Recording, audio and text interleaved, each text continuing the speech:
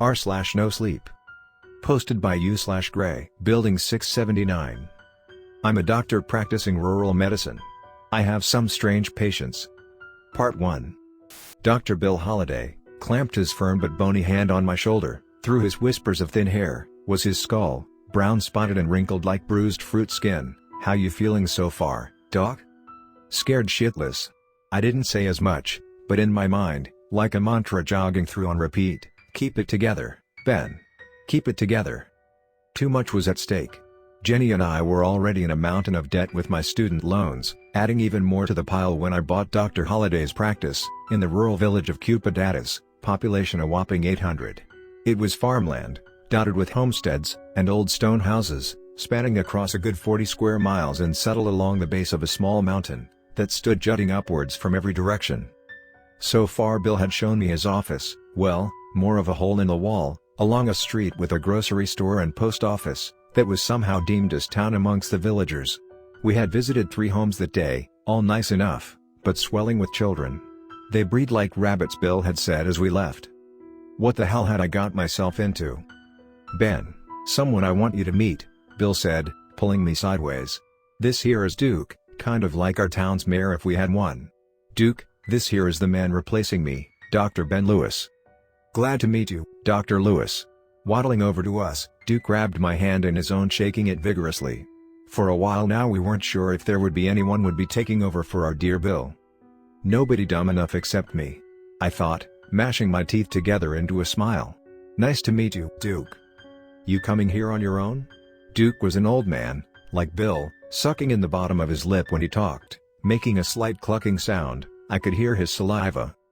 "My wife Jenny and our 2 girls, Connie and Carrie, will be joining me. They're the folks that bought Candace Marshall's old place, out on Willard Road," Bill interjected. "Well, that's just fine." Duke grinned, revealing several missing teeth. "Just fine. Glad to have you all." A blue Ford pickup pulled up alongside us. Inside were a man and woman, with a wiggling toddler in the back, blowing spit bubbles. "Sorry to bother you," said the man, popping his head out. He was wearing a pair of aviators, reflecting my worn mug. "We got off on the wrong exit and got turned around a bit. This town doesn't seem to have any signs. You know which was to get back on the highway?" "You just keep on heading that way," Duke said, pointing a finger towards town. "Keep on straight, and you'll get to where you should be going." "Thank you," said the woman, chirping up from the passenger seat. "We've been driving around for almost 20 minutes now." "No problem at all," said Duke, dipping the tip of his baseball cap as they drove off.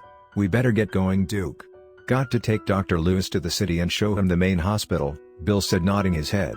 The city in question was a good 100 miles away, and home to the closest hospital, where according to Bill he would send people for anything penicillin won't fix. After a brief tour of the facilities and a few introductions, Bill suggested we stop for a slice of pie at a nearby diner. When we sat down, Bill shifted himself, digging into his pocket and taking out a stack of quarters, placing it on the edge of the table. Our waitress came over, all curves and smiles. "Hi, the name's Sarah, I'll be taking care of you all today. What can I get started?" He put down 2 fingers, tapping at the base of the quarters. "This here is a 20% tip, it's yours to lose, kiddo." The smile wavered, but Sarah came back with 2 coffees, and Bill gave an appreciative gulp. "You excited about retirement yet? Where did you say you were heading?" I asked, trying to make conversation. "Didn't. Making my way to Miami, the land of tits and tequila," Bill said, and I was beginning to like him less with every passing minute. "My daughter Kelsey lives there." "Grandkids?" "Nah, that was never in the cards for my Kelsey." Bill dotted his thin lips with a napkin. "I hope you got your feet wet these last few days. Creepypasta is a special place, it will be good to you, as long as you're good to it, and there's plenty to keep you busy. Mabel can take of your appointments and payments. She's run the office for me the last 10 years and I'd consider it a personal favor if you kept her on once I left. Though, that's your business." Spinning the mug in the palms of his hands, Bill let out a sigh. "I'm not sure if you noticed, it's easy to miss, but there's a road that runs south from town, cuts straight up through the mountain." "Sure," I said. It was a thin strip of worn earth, big enough for a car, but not more than that. It had only caught my attention due to a small bronze plaque by it, commemorating a man named Dr. Ambrose. "Now, if you keep on it, going straight up, You'll hit the town of Junium. It's small, not any map, but it's there all right. It's technically part of my, well, now your practice. This was news to me, and I felt my brow furrow. Bill, seeing my disapproval, let out a laugh. Don't worry, you won't get called up there much, maybe 3 times per year at most. They like to keep to themselves, they're a bit strange, the whole place is soured, if you will. Clearing his throat, Bill continued. If you get called to Junium, and you stay there late, past dark, I would recommend not venturing out at night. In fact, I would implore you not to. There's a small clinic at the top of the hill.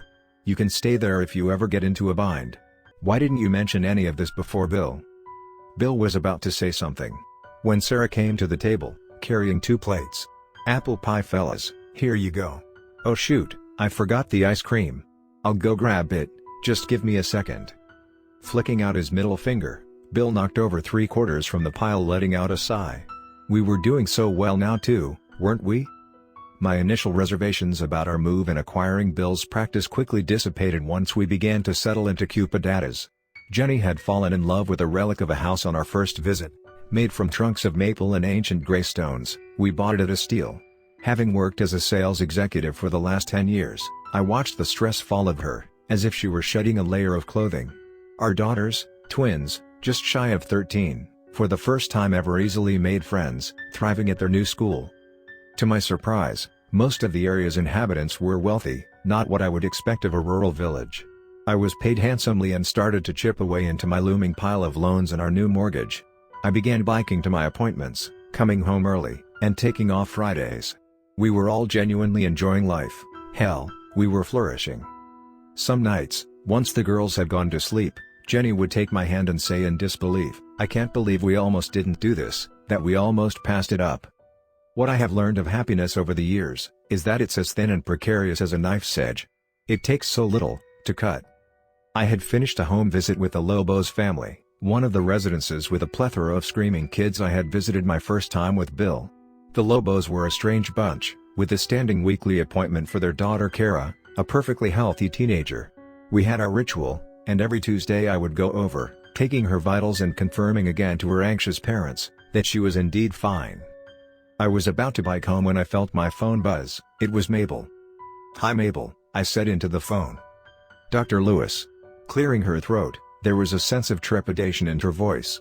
"I'm so sorry, I know you were done for the day, but I got a call from Junium. They need you to come out immediately." Looking at my watch, the time read at 2 p.m. "Okay, shoot me over a text with the details and I'll bike over. I know Dr. Holliday told you about things over there, but I just wanted to remind you, if it gets dark, don't try to make your way back. Just go to the clinic and try to wait things out till morning. I'll let Jenny know, just in case." "Thanks Mabel," I said, rolling my eyes. I mulled over what she said, try to wait things out till morning. It didn't sit right. Still, I circled my bike around, looping and going through town, and south towards the road to Junium. To my surprise, Kara was there, standing by the plaque, her eyes drifted up to me. "Hi, Kara, twice in one day? What are you doing out here?" "Hi, Dr. Lewis." She was a pretty girl, painfully shy. "I'm going over the hill, can I walk with you?" "Well, I don't see why not." I got off my bike, walking up the steep terrain. About a mile in, I could feel my calves starting to quake, perspiration soaking my shirt. I was glad Kara was naturally quiet, as I was gasping for breath, as we made our way further upwards. From the top there was a magnificent view. Our small village lay below, stretching out all the way to the azure Caspian Lake in the distance. The path continued declining downwards, to an easement of flat land. Up ahead there was a white structure with a rusted cross on the door, which I could only assume was the clinic I had been told about. There was not a whisper of movement, an eerie and pervasive quietness, with the exception of the sound of my bike tire cutting along the grass. I checked my phone, reading out loud a message Mabel had sent earlier. "Past the clinic along the path, you'll come to an intersection of 3 roads. Take the first one, the house you need to go to will be marked with the number 5. Kara and I continued walking until we came to the junction, taking the trail to the far left. Up ahead in a straight line were a row of dilapidated wooden houses. Some of the windows had been boarded up, a few didn't have doors, hanging a sheet instead. I found number 5 and gave a knock on the frame. "Kara, are you following me?" I said with a grin. "Kidding. This is where I am supposed to go," Kara said, her bright green eyes shining back at me. I thought I detected a shiver, a slight tremble, like a leaf moving through wind. The door opened, and I let out an audible gasp, taking a step backward. A woman stepped into view, her skin tinged a bright blue. I blinked, rubbing my eyes trying to ascertain that she wasn't an illusion. She licked her lips, her tongue peeked out, stained as well, and reminding me of when the girls would sometimes drink blue raspberry slushies. In the recesses of my mind, I remembered a course I had taken in college on genetic mutations, and a case of extreme inbreeding in the Appalachians, that caused deformities in the offspring, showing itself as blue skin. Could this be a similar case? "Hello," I stammered. I am Dr. Ben Lewis. You made an appointment with my office." "My mistake." The woman croaked, her eyes darting to Kara, who stood beside me. A line of deep navy drool came from the corner of her mouth. "Thank you, doctor, we won't be needing your services. Come on in, child." She stuck out a hand, blueberry shaded, grabbing Kara, and leading her inside. Kara looked back at me, her eyes askance. Then the door closed, leaving me out in the cold, excluded. "What the hell was that?" I said. I got out my phone to text Mabel, but there was no service. I was shocked about what I had seen, but also insanely curious. I thought about knocking on the door again but thought better of it. Maybe there was something in my demeanor that made her feel uncomfortable, even scared. I chastised myself for my insensitivity, in the situation, for gasping at her. I wondered if there were others like her here. Talking my bike, I went back tracing my steps back towards the top of the hill. I took a moment going over to the clinic, it was unlocked, and I opened the front door. The inside was meticulously clean, with several beds, already made. There were no medicines or medical instruments of any kind, even the cabinets were bare. Scanning the walls, my eyes landed on something, and I had to squint, racking my memory. On the wall, stenciled in fine gold letters, "In memory of the ferryman, Dr. Ambrose." "The man certainly made a mark here," I said aloud. Turning towards the window, the sun was setting over the horizon in the west, the bright burning eye beginning to close for the day. There was a moment of hesitation on my end, as I thought about spending the night in the clinic, heeding the warning by Bill and Mabel. It seemed so silly though, home was a mere few miles away, and I had my bike, I'll get there in a jiffy. Holding my bike against my thigh, I began walking, throwing my leg over, and about to mount, I stopped. In the road ahead were two motionless figures, dressed completely in black, with black masks on their faces. "Hello?" I called, but there was no reply. The light was hitting them in such a way that I was unable to see the details of them. I felt my heart race. Jumping on the bike, I got closer, till I was maybe just 4 feet away. There was a last gasp of light on the horizon, their faces shadowed. I went by, holding my breath as I did. Like statues, they remained unmoving. Putting pressure on the pedals, I glanced back, the earth now cloaked in darkness. The two things, now in my rear, began to twitch, flailing about wildly, with their feet still glued to the ground. There was something sinister in their movements, as each appendage began to twitch simultaneously, in perfect synchrony. Then, as if on cue, they turned facing me. With a surge of adrenaline, fueled by fear, I pushed myself off the ground, pumping my legs and lunging forward on the bike down the hill. I was going fast, more so than I would normally feel comfortable with, even in daylight. Craning my neck, my worst fear was becoming true. The two figures were running behind me at tremendous speed. Crouching low, and trying to create as little wind resistance as possible, I forged ahead. I heard a growl against my ear, warm, moldy breath, whatever it was right behind me, and getting closer. The bike began to wobble, and despite trying to balance, I could feel it wavering. Slipping under my ass, as it came out from under me, shooting into the distance. I hit the ground, somersaulting, over rocks and dirt. Blood filled my mouth, metallic and sweet. On the ground, I lifted myself up, running ahead to where the bike had landed, and picking it up. A stinging pain landed on my leg, a claw, peeling away at my skin. "Fucking cocksucker," I yelled, and like a donkey, I lifted up my leg, roundhouse kicking the black mass in the back of me. It staggered backward, giving me enough time to get on the bike again and push forward.